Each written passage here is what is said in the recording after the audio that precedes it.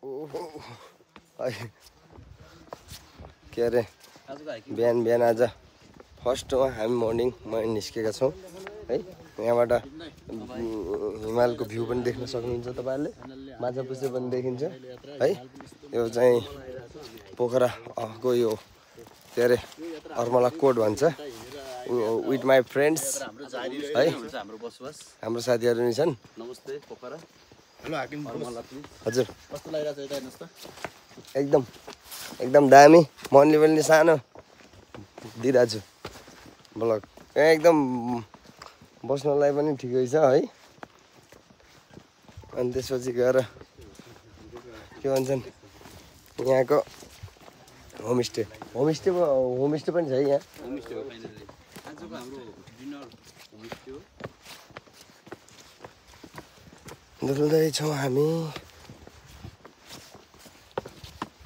एकदम रमाइलो गाउँ। दसैँ पछिको है।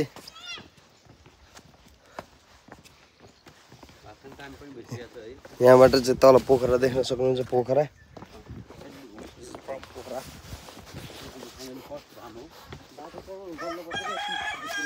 हेलो सानो सानो मान्छे, हेलो।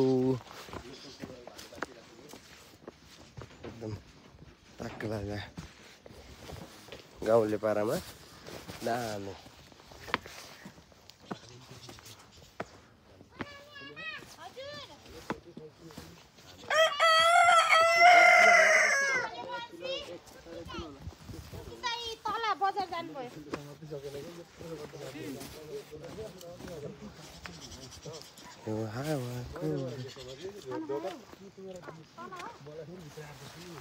त्यहाँभन्दा पछाडि पोखरा।